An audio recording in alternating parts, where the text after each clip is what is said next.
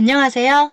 가난에 허덕이며 어쩔 수 없이 유흥주점에서 일을 시작하게 되었지만 그래도 그 일에 최선을 다했고 착실하게 모아 어느 정도 살아가는데 부족함 없게 되었어요. 그래서 평범한 가정생활을 꾸릴 수 있다는 행복한 상상을 하며 한 남자를 만났는데 그 남자로 인해 미혼모가 되어 홀로 아이를 키우게 된 사연입니다. 사연 라디오에 자주 와서 재미있게 들으며 공감 가거나 화가 나거나 말도 안 되는 주작 같은 글도 많아서 댓글 쓰려고 하면 한 번씩 나쁜 댓글도 많더라고요. 제 글이 올라간다면 욕설이 많을 것 같은데 비록 나쁜 말은 살짝 넣어주시고 응원의 글을 부탁드립니다. 아직 충고나 조언을 듣기엔 멘탈이 그리 강하지 못해서요. 미리 기분 나쁘신 분들께는 사과의 말씀을 드리며 제 사연을 들려드리도록 하겠습니다. 저는 20대 후반에 빼어난 미모에 교양미까지 있으면서 약간 볼륨 있는 무용학과 출신의 최고 미인입니다. 집이 그리 잘 사는 편이 아니라서 명품이나 중저가 브랜드를 입지는 못하지만 청바지에 티셔츠를 좋아하는 늦가기 여대생이기도 해요. 대학교에 들어와 보니 남자들은 저를 보면 너무 이쁘다면서 한번 만나자고도 하고 클럽으로 놀러가면 어떤 남자들은 저하고 한번 사랑을 나누고 싶다고 대놓고 말을 하기도 합니다. 처음부터 제 자랑을 너무 많이 늘어나 버렸네요. 있는 사실 그대로 말을 하다 보니 양해해 주세요. 늦가기 대학생이 된 이유는 저희 집안 가정 형편은 너무너무 어려웠고 늘 남의 단칸방에서 월세로 살았습니다. 한마디로 찢어지게 가난했어요. 아버지는 제가 7살 때 지병이 있어서 세상을 떠나버리시고 말았고 그런 아버지를 대신해 어머니는 저희 남매를 키우기 위해 식당일, 파출부, 게다가 추운 겨울에 붕어빵 파는 일까지 안 해본 일이 없을 정도였어요. 저는 그렇게 고생한 엄마를 도와야 했기 때문에 중학교 때부터 제가 할 수 있는 모든 아르바이트를 찾아서 했고 지금 생각해보면 제 나이 또래에 안 해본 아르바이트는 없었던 것 같아요. 그러면서 공부도 틈틈이 해나가게 되었고 엄마와 함께 일을 하며 돈을 모으다 보니 늦게나마 대학교를 가고 싶었습니다. 대학교를 가도 알바를 하며 제 용돈은 제가 벌었었고 학비도 보탰고 동생 용돈과 학비도 보탤 수 있었어요. 그렇게 해도 저희 집 형편은 좋아지는 게 아니고 점점 어려워지기 시작했습니다. 동생의 학비가 정말 만만치 않았거든요. 동생은 굳이 대학 안 가도 된다고 자기도 돈을 벌겠다고 했지만 저보다 공부를 잘해서인지 꼭 원하는 곳으로 꿈을 펼치길 바랬었어요. 저와 동생의 학비를 벌기 위해 별 수 없이 대학교 2학년 때 우연한 기회에 유흥업소에서 일을 시작하게 되었습니다. 큰 돈을 벌기 위해서는 대학생이 할 수 있는 일이라곤 룸사롱이나 단란주점, 주로 그런 쪽의 일뿐이었어요. 저는 구직 사이트에서 월 수입 1,000, 2,000 이렇게 써져 있는 걸 보게 되었고 그곳에 나와 있는 번호로 전화를 했더니 면접을 보러 오라고 했습니다. 바로 강남에 있는 룸사롱으로 면접을 보러 갔더니 본인이 사장이라고 하는데 약간 음흉하게 생긴 남자가 저를 룸으로 데리고 들어가는 겁니다. 그냥 조명 자체가 왠지 좀 이상하고 꺼름칙했습니다. 저는 갑자기 수많은 생각이 제 머릿속을 스쳐 지나갔고 불안해하기 시작했어요. 제가 이런 곳은 20년 넘게 살았지만 처음이었거든요. 돈을 벌기 위함이었지만 제가 생각해도 제 신세가 처량하고 안쓰러웠습니다. 아빠가 돌아가시지만 않았어도 내가 여기 와서 일도 안 했을 텐데 남들처럼 일도 안 하고 대학생활에만 집중할 수 있으면 얼마나 좋을까? 이게 다 아빠 때문이야. 여기 온 것도 다 아빠 때문이라고. 하며 7살 때 돌아가신 아버지를 원망을 했어요. 이런저런 생각을 하며 룸으로 들어가니 룸 안에는 야릇한 조명이 켜져 있었고 고급스러운 탁자와 소파가 있었습니다. 벽에는 큰 TV가 있었고 TV에는 섹시한 외국 여성들이 춤을 추고 있더군요. 그런 영상은 처음 봐서 멍하니 구경하고 있었는데 학생이야? 네, 지금 대학교 2학년이고 무용과 다니는데요. 학비를 벌어야 했는데 여기 오면 돈을 많이 벌 수 있다고 신문에 나와 있는 거 보고 왔어요. 날씬하고 예쁜 게 돈 좀 벌어다 주겠는걸? 맞아. 우리 가게는 강남에서 최고의 매출을 올리는 곳이고 아가씨들을 한 250명 정도 되는데 학생은 지금 우리 가게에 있는 아가씨 중에 그 VIP급이 있는데 그 아가씨를 훨씬 뛰어넘을 정도의 외모와 몸매를 가진 것 같아. 응? 잘만 하면 신문에서 본 것보다 더 가져갈 수도 있겠어. 월 수입 한 4, 5천 정도 되겠다. 응? 남자들이 보면 환장하겠구만. 여기는 강남에서도 최고의 VIP 손님들만 받는 그런 곳이고, 법적으로 아무런 문제가 없는 허가난 가게야. 라고 하셨는데 정말로 아무런 문제가 없는지는 잘 모르겠더라고요. 오직 머릿속으로는 월 4천에서 5천이라는 것밖에 생각이 안 났어요. 가난한 집안을 일으켜 세워야 했기 때문에 독하게 마음을 먹고 강해지자고 다짐하고 또 다짐을 했습니다. 제가 사실 고등학교 때부터 술을 마시기 시작했는데 술을 좋아해서인지 이렇게 술집에 와서 일을 하고 싶어서 그랬는지도 몰라요. 타고난 것인지 술은 정말 잘 마시는 데다가 웬만해선 취하지도 않습니다.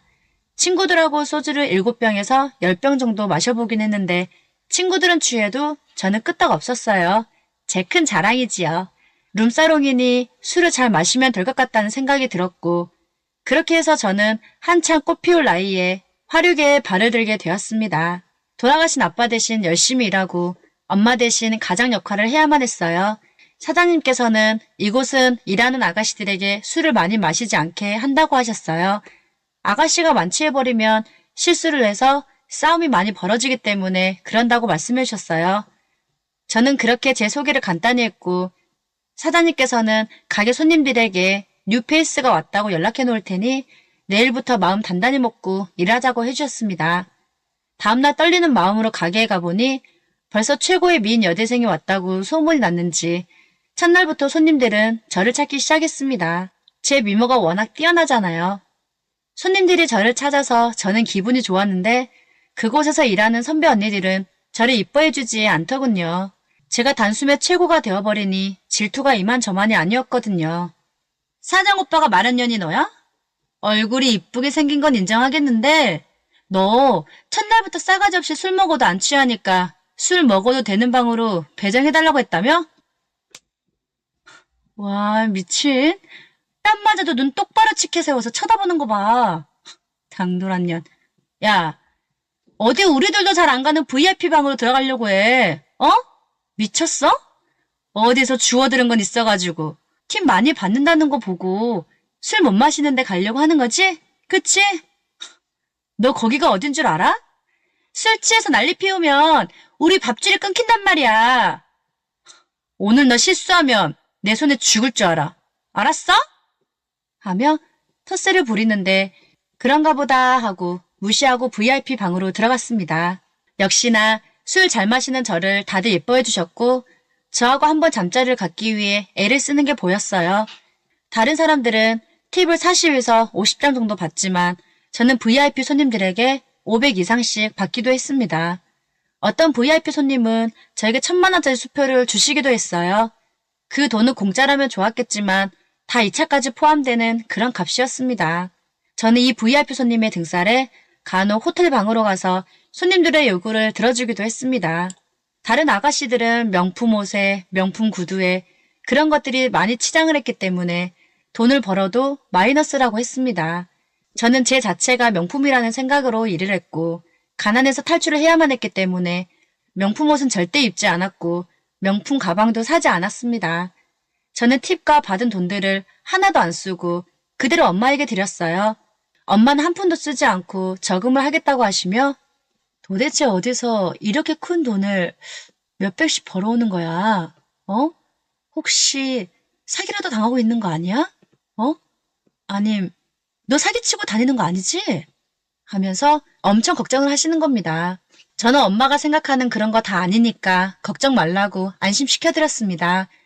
저는 그 가게에서 최고의 매상을 올렸고 팁도 최고로 많이 받았습니다. 어떤 VIP 손님은 너무 술에 취해서 저에게 몰래 2천만 원의 팁을 주기도 했어요. 나중에 알고 보니 그곳에서 팁을 제일 잘 주는 김 회장님이라고 하시더군요. 일한 지 3개월쯤 되었을 무렵 소문이 났는지 다른 가게에서 저에게 스카우트 제의가 들어왔습니다. 현재 받고 있는 급여의 2배를 주겠다고 하시더군요. 저는 하루라도 빨리 단칸방에서 나와 아파트에서 살고 싶었기 때문에 그곳으로 옮기게 되었어요. 제가 있었던 곳이 최고라고 생각했었는데 새로 옮긴 곳은 청담동 쪽이라 손님들 물이 너무 극과 극으로 달랐습니다. 손님들 중에서는 건설하시는 분도 계시고 큰 사업을 하고 계시는 분들도 많이 오시더군요. 그곳에서 저는 나이가 어리니 제일 막내였습니다. 하지만 이미 다른 곳에서 일을 하고 온 거기 때문에 허리 당당히 세워가며 일하기로 마음먹었어요. 텃세가 있긴 했지만 또 한 번 크게 싸운 뒤로는 다들 저한테 함부로 하지는 않았습니다. 이곳은 아가씨가 손님한테 빠져버리면 끝이에요. 그래서 저는 손님들이 개인적으로 만나자고 하면 절대 만난 적이 없었습니다. 제가 술집에서 일하지만 예쁘고 고급스럽게 생기다 보니 돈 많은 사장들이 저에게 추파를 많이 보내기 시작했습니다. 하지만 손님에게 빠지고 돈에 빠지면 안 될 것 같다는 생각으로 꾹 참아왔습니다. 낮에 잠을 자고 밤에 일하러 나가는 이런 생활이 매일 지속되다 보니 어느 날부터는 낮에도 잠이 안 오기 시작했어요. 그래서 수면제를 먹고 잠이 들기도 하고 때론 술을 먹고 잠이 드는 날도 많았습니다. 어쩔 수 없이 학교는 휴학하게 되었고 엄마는 아직도 제가 이런 일을 하는지 모르고 계십니다. 저는 제가 정해놓은 목표를 위해서 몸이 아파도 결근하지 않았어요. 사장 오빠는 저에게 정말 이쁜데 독이 잔뜩 오른 독종이라고 하더라고요. 제가 몸살이 나서 링게를 맞고 출근할 정도로 돈을 벌었으니까요. 다른 언니들은 술집에서 힘들게 번 돈으로 비싼 월세 아파트에 살고 외제차를 몰고 다니고 그러니 항상 빚에 허덕이는 게 보였습니다. 전 아까 말씀드렸다시피 돈을 벌기 위해 왔다고 했잖아요. 저는 쓸데없는 곳에 돈을 쓰지 않았어요. 그렇게 한 푼도 쓰지 않고 2년간 열심히 일을 했고 그 금액을 보기 위해 통장을 보니 7억 원이나 모아져 있었습니다. 엄마와 저는 그 돈을 가지고 경기도 시골 지역의 24평 아파트를 장만했습니다. 엄마는 고생했다면서 계약서를 작성하는 날 저를 붙들고 같이 하염없이 울었습니다. 저는 화류계 여자가 되었지만 그리고 직업에는 귀천이 없다고 하지만 사람들은 술집년이라고 하며 우습게 보는데 마음이 좋지만은 않았어요. 저는 그런 거 다 필요 없고 엄마와 동생만 바라보고 살아가거든요. 그렇게 세월이 흘러 제 나이는 27살이 되던 어느 날 휴학했던 대학교도 복학해야 했고 동생들도 졸업을 시켜야만 했고 결혼도 시켜야 했는데 언제까지 이런 일을 해야 할지 고민이 되는 겁니다. 저는 딱 1년만 더 하고 그만둘 생각이었는데 이미 이곳 생활에 물들어져 버려 그만두기 정말 너무 아까웠습니다.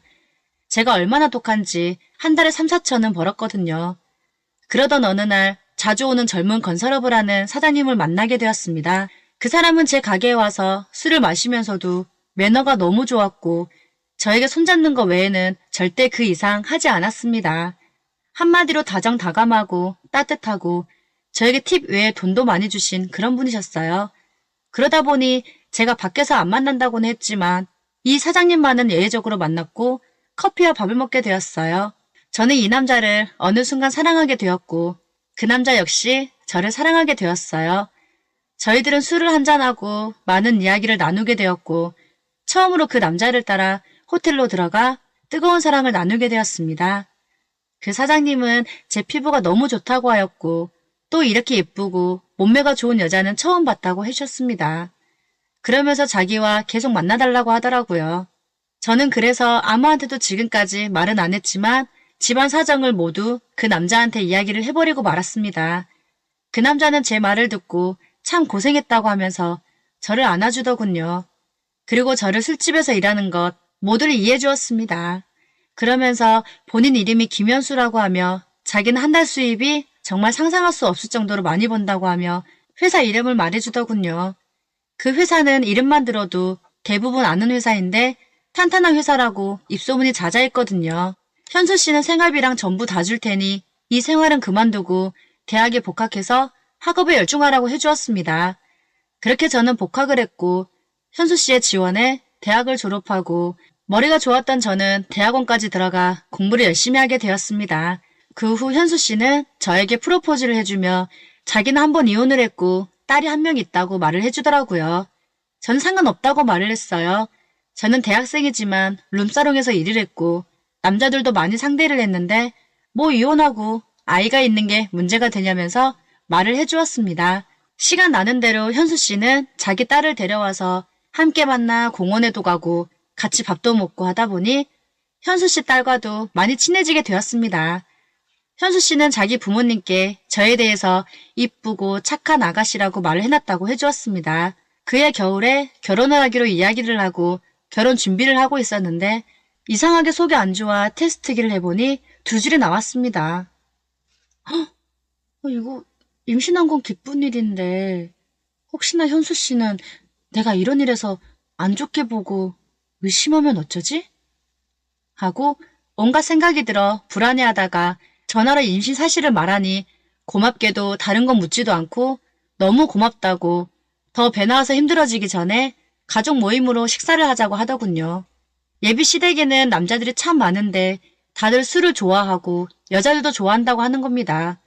그러면서 가족들도 모두 건설업이나 토목업, 기타 사업들을 하시니 강남 쪽에서 술을 자주 마신다고 현수 씨가 말을 해주는데 저는 다시 불안감에 휩싸이며 가족 모임에서 누군가 만날 것 같은 이상한 기분이 들었습니다. 재수 없으면 뒤로 넘어져도 코가 깨진다고 하잖아요. 예비 시댁은 집이 3층 주택이었고 마당이 굉장히 넓어 골프 연습장까지 있었는데 눈이 휘둥그레졌습니다. 가족들은 기다리고 있었고 한 분씩 오실 때마다 인사를 드렸더니 다들 저에게 너무 예쁘다고 칭찬을 하면서 현수가 어디서 이런 예쁜 아가씨를 데려왔냐고 칭찬해 주더라고요.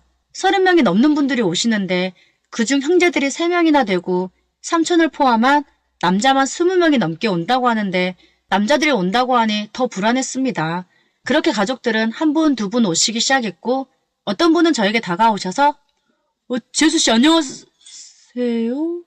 하고 인사를 해주시는데 서로 얼굴을 보고 놀랬어요.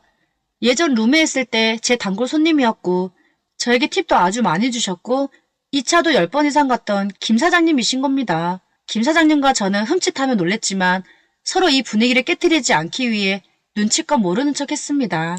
나중에 알고 보니 김 사장님은 현수 씨 바로 윗 형님, 그러니까 시숙님이셨어요.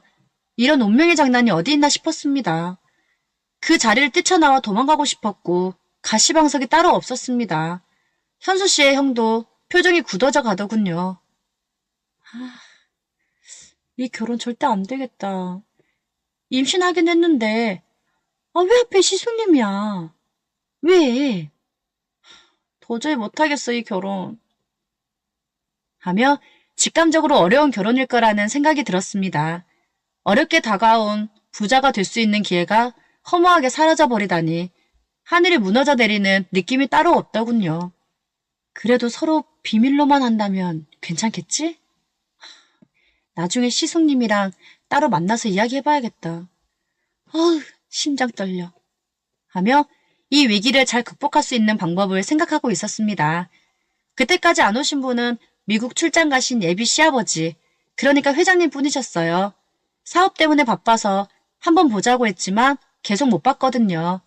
그런 분을 이제야 만날 수 있다니 이런저런 이야기를 하고 있을 때 예비 시아버님께서 오셨고 아버님 안녕하세요. 회장님. 하며 고개를 드는 순간 저는 기절하는 줄 알았습니다. 제 가게에 오면 항상 저에게 여대생이 미스 코리아보다 더 예쁘고 머리도 총명하다며 팁도 많이 주시는 김 회장님이 그분이 바로 시아버님이라니. 김 회장님, 그러니까 예비 시아버지는 최고의 미인만 좋아하셨기 때문에 항상 저를 찾아주셨고 저하고 대화도 많이 나누었으며 호텔도 여러 번 드나들었거든요.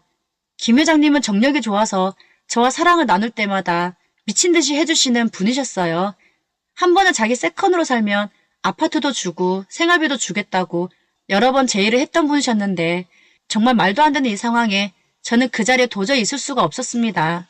예비 시아버지는 얼굴이 창백해지면서 급히 해야 할 일이 있었는데 깜빡했다며 어디론가 차를 타고 급히 가버리셨고 저는 몸이 아프다는 핑계로 황급히 집으로 왔습니다. 그 집을 나오면서 저는 임신한 몸이지만 미친 듯이 거리를 뛰기 시작했어요. 머리가 터질 것만 같았고 미칠 것 같았어요. 부잣집으로 시집을 가서 인생 역전을 하려고 한 제가 안쓰럽고 불쌍해 보였습니다. 다음날 현수 씨를 만나 있는 그대로 모든 걸 말을 했고 그렇게 헤어지고 말았습니다. 아이는 낳아서 제가 키우기로 했어요. 나 진짜 다 이해하고 아직도 너를 사랑해. 정말 다 이해해. 아니, 솔직히 말하면 이해하려고 노력해봐도 도저히 그게 잘 안 돼. 왜 많은 사람들 중에 그중 한 명이 왜 우리 아버지야? 응? 내가 그것까지 감싸주지 못해서 미안. 그래도 네 아이만큼은 부족함 없이 키울 수 있게 옆에서 다 도와줄게. 하며 현수 씨는 이렇게 돼버린 것을 몹시 안타까워해 주었습니다.